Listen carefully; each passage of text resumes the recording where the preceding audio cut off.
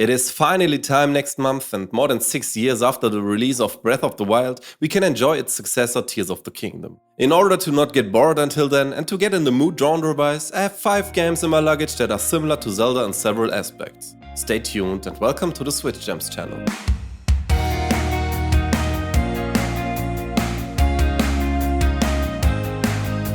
The following games are of course not to be understood as Zelda copies, but simply have similar approaches in certain aspects. As always, feel free to write me in the comments what you think of the games. Of course, you are very welcome to support my channel with a free subscription, and now let's get started with the first title. Pokémon Legends. Pokémon Legends may seem strange and inappropriate at first glance. In my eyes, however, Legends has borrowed a few aspects from the Zelda games. What Breath of the Wild was and is for the Zelda series, Legends at least wants to be for the Pokémon series. A break from convention that brings new life to the series. For the first time in a Pokémon game, we get a more or less open game world, and the visuals are also strongly reminiscent of Zelda, though much less pretty.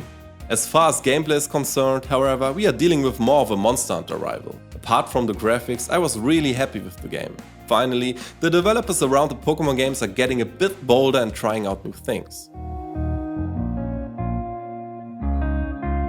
Oceanhorn 2 Knights of the Lost Realm. Oceanhorn 2 is another action-adventure game that was obviously inspired by Zelda.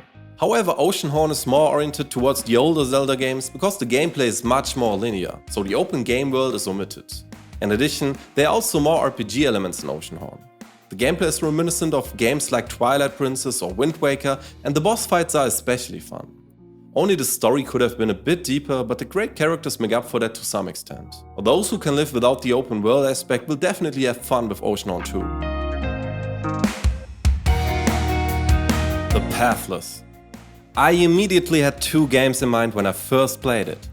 Zelda BOTW and Journey.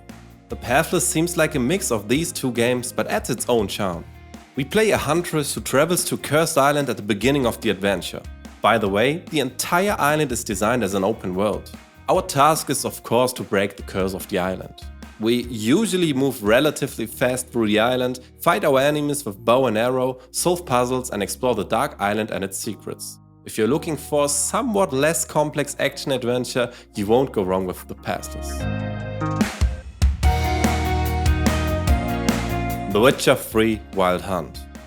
Breath of the Wild has always been praised for its beautiful open world. Another game that is one of the best games of all time in this area is The Witcher 3. There are very few games that pay so much attention to detail despite the huge open world. Furthermore, the storytelling in The Witcher 3 is terrific and the characters are designed and narrated super realistic, which leads me to probably the biggest difference.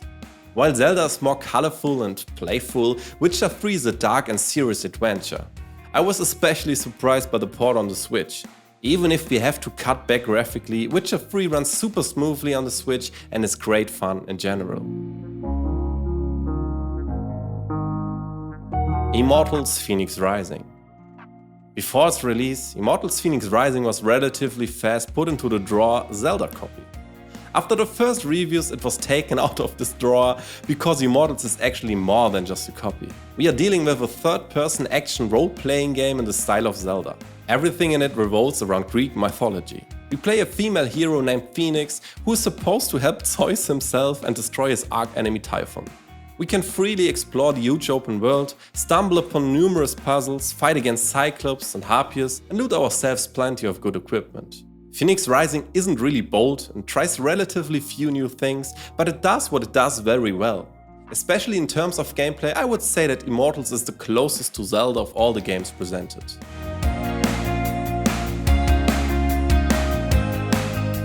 I hope some of the games can shorten the time we have to wait for Tears of the Kingdom. Have you already played one or more of the featured games? If you enjoyed the video, I would greatly appreciate a thumbs up and a subscription. Thanks for checking in and see you next time on Switch Gems.